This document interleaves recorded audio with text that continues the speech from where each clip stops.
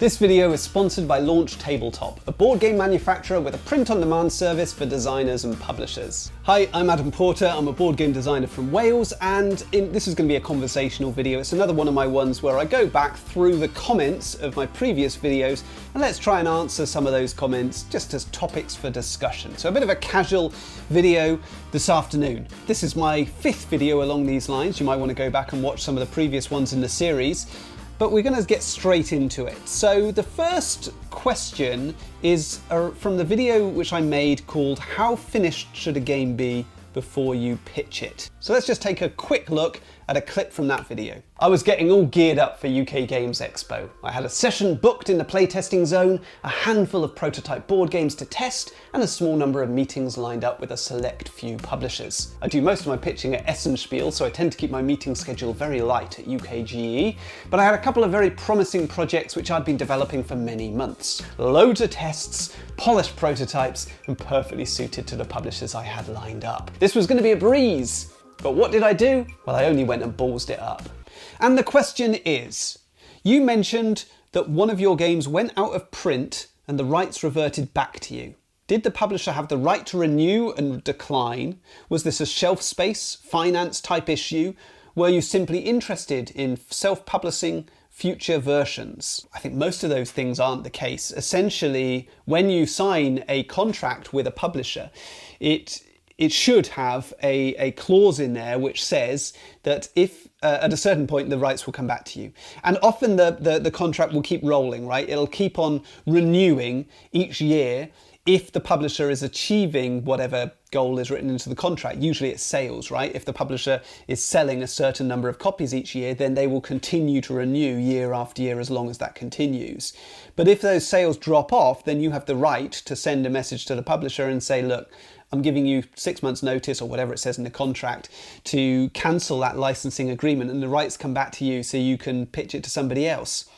And that's what's tended to happen in my games. Some of my games, they've sold reasonably well for a year or two, and then ultimately they stop selling well enough, so the publisher stops producing copies, and then eventually the sales drop off to the point where you're not getting anything really getting sold in a year, or certainly substantially less than the threshold for ending that agreement, at which point you've got a decision to make. Do you let it sit with that publisher and kind of hope that at some point in the future they might revive that game with a new edition or something like that? Or do you take the game away and start looking at reworking it and see if there's something there which you can develop for a new publisher? And that might mean, a change of theme, it might mean a change of mechanisms, or it might mean just taking it as is and pitching it to somebody else. So, yes, several of my early games now, the rights sit with me as opposed to with the publisher. And I'm still in that process of working out what to do with it. Like, you don't want to be pitching it to anybody else if there are still copies sitting on store shelves, right, which have been sat there for years unsold, or if the game has sold enough and people still remember it but they didn't buy vast amounts, then you're going to need to make some changes to that game before you pitch it to somebody else. Often after a number of years, your own, my sense of those games has changed, what worked, what didn't. There's lessons that have been learnt. So that's another element that I'd be looking at if I was taking the rights back and trying to pitch it again. So the next question relates to my video Playtesting, the heart of board game design. So I'm going to show you a clip from that video. How do I know if my game is good enough? What emotion do you feel most strongly while playing the game? Which moments in the game make you feel clever? How much does the game feel like work? Does the game's theme make sense? Are you engaged right up to the conclusion? To what extent do your decisions matter? And is the game fair? In 10 years running a playtesting group in Wales, I've learnt the power of playtesting. By rigorously interrogating my designs, I've managed to craft products that publishers want to produce and customers want to purchase. And my new book, Adam in Wales Playtesting, tells you everything you need to know in order to do the same. So the question is, hi Adam, just ordered the book. Does it cover how you go about teaching the rules when playtesting? I guess this applies to any game, not just prototypes. But do you have a set way to convey the rules quickly and clearly? Maybe you could cover this in another video if you haven't already. Maybe I will. Or maybe we'll cover it in this video right now. So let's have a look at the book. The book he's talking about is Adam Wales' Playtesting, which is available on Amazon. There's a whole section in here which is about the difficulty of playing the game, the rules and complexity. So what's his question? Does the book cover how to go about teaching the rules when playtesting, conveying the rules quickly and clearly? Well, it certainly covers, question number 60 in here is how easy was the game to learn? And then it talks about that. This question should be interpreted carefully, it says. Players learn in different ways. Difficulty in learning the game can at times be more of a reflection on the teacher than the game itself. It might also depend heavily on the mood, energy level and motivation of the learner. So this question is potentially very helpful following a blind playtest where players learn the game from written rules without direct input from the designer, taking the skills of the teacher out of the equation. There's further questions in here. Could you play a game without needing to consult the rules? So factors which make a game's rules difficult to remember, excessive complexity, confusing, perhaps thematic terminology for generic game mechanisms and components, games with many exceptions to the basic rules, asymmetry between players, or straying from well-established norms. Let's have a look. I'm sure there's more along these lines. How easily could you teach the game to another player? Are there any aspects you wish had been explained more thoroughly when you started playing? So yeah, I think the book does kind of cover this. But essentially, if you're finding it hard to teach your game, then I think it might be that either you're a poor communicator or it might mean that your game is too complex. But either way, the answer is probably do blind playtests. So that's where you give the game with a copy of the rules to players and you stand back and just let them learn it. That is probably the most authentic type of playtest, although it's harder to get those playtests done because it's asking more of the players. It's the most authentic type of test because that's the experience the players are going to have when they buy your game from a shop and they just take the game out of the box. They're going to have to learn it from the rules. You're not there in the box. If you are going to be teaching the rules, if you are going to be there with the players, then you've just got to follow the standard sort of principles that you would take when writing the rules. And I have got a video about writing rules if you want to have a look for that one. I think it's called Rule the Game, that video. But basically, the first thing you need to tell the players is what their goal is, how they're going to win. Then you might want to give them an overview of how a round of play works and then zone in on specific turns, focus in on a turn. I would say one thing not to get drawn into by playtesters is if they start sort of interrupting and saying, oh look, can we just get started? Can we just start playing? I'll learn it as I go. That's a recipe for disaster. Your game, you do need to get your patter slick, but it also needs to be authentic, right? There's no point you making a really slick explanation of a complex game, which then actually is far more complex when people don't experience it with you. They haven't had that opportunity of a practiced facilitator leading the game. So your game should be simple enough for people to learn. If it's not, yeah, it's either a problem with you or it's a problem. And when I say a problem with you, obviously, it's not a problem if you're not a great communicator. It just means you've got to look for other tools to assist you. Or it's a problem with the complexity of your game, in which case then, yeah, you might have some stuff you want to unpick. And I think my book, Playtesting, will help you to unpick that to a degree. So the next question relates to...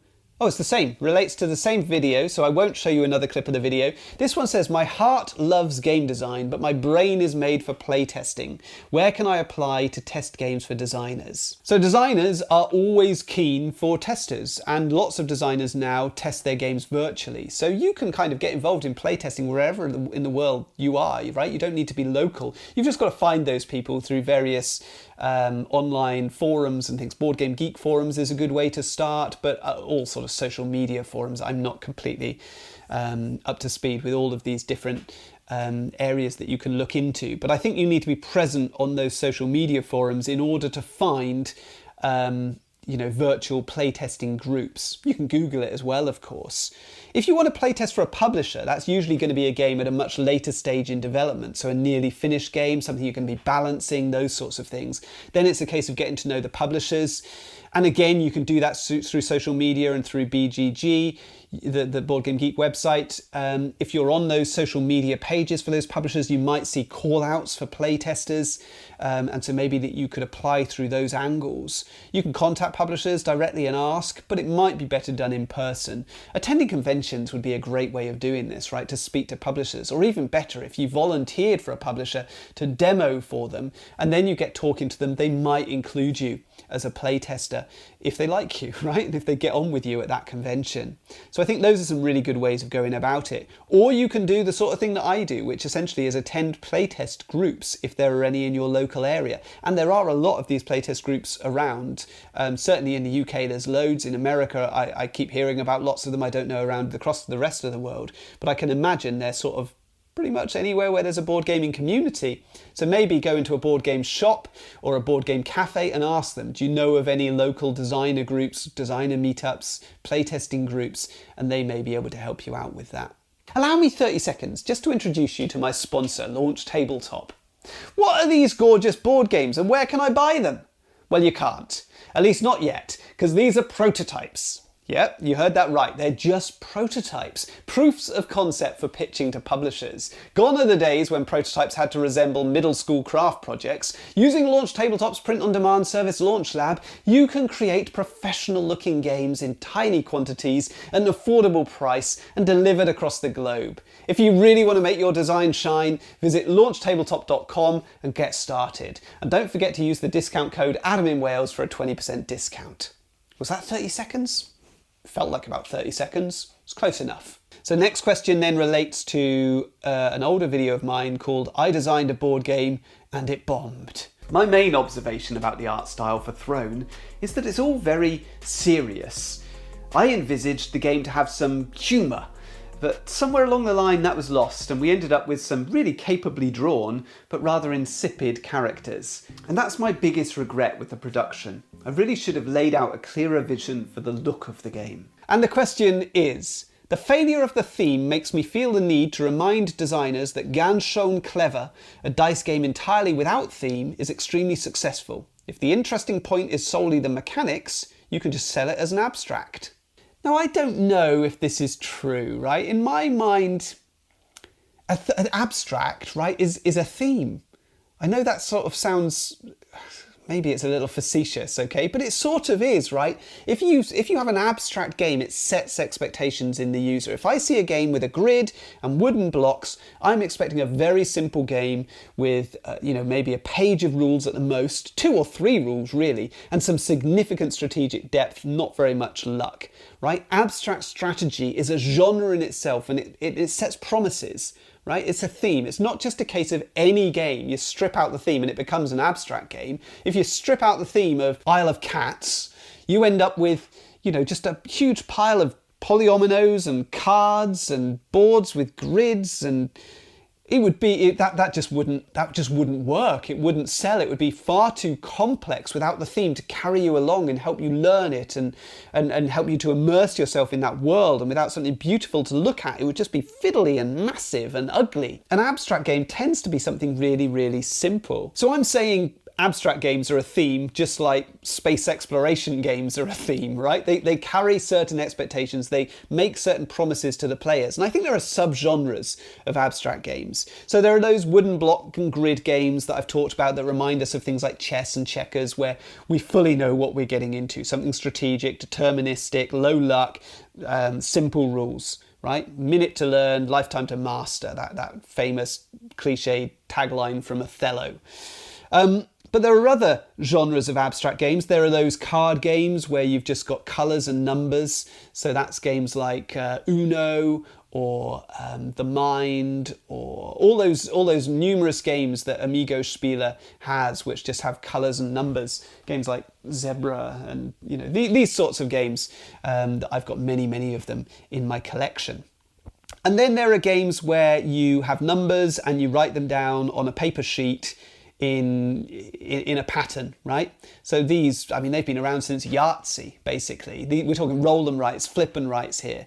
Yahtzee, Quicks, Quinto, all those NSV games, lots of them coming out from lots of companies over many last few years. Ganz Schön Clever is one of the most popular ones, but it does fit into a predetermined box, right? A predetermined style of abstract game. So I'm not sure that it's quite right that you can just strip the theme out of any game and sell it as an abstract. I don't think that would work. For example, for the game that I talked about in this video, Throne. Throne has got interesting mechanisms, I think. It's got a clever central system, and I don't think the theme is particularly well chosen by me, and I think it is one of the reasons that the game flopped. But I don't think selling it as an abstract is a solution. I think that would be even more confusing for the player. I think what it needs is a different type of theme, a different type of setting. So the next question relates to my video, using product design principles to enhance your tabletop game. Now there's a catchy title for a video, isn't it? Okay, so let's have a clip from that video. There's no right way to play games. People enjoy different games in this hobby for very different reasons. But who are your core audience? What do they value?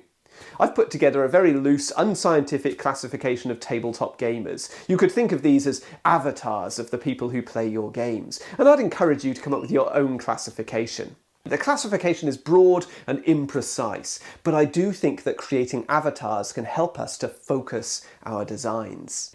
And the question is, I wonder if there's some validity to simply making a game that I like on the assumption that I too represent a customer profile or avatar, and I'm not completely weird and or unique. Discuss. So I think this is a really common bit of advice to designers that you hear a lot in design communities. Design a game you'd want to play. And I'm not sure it's always the best advice. I think it's great advice if you're not that interested in sales, right? If you're not trying to create a commercial product, if you just want to enjoy the process of designing and you're happy for a few people to play it and you're not worried about sales figures or anything like that, fine, great, go for it. Have a whale of a time, okay?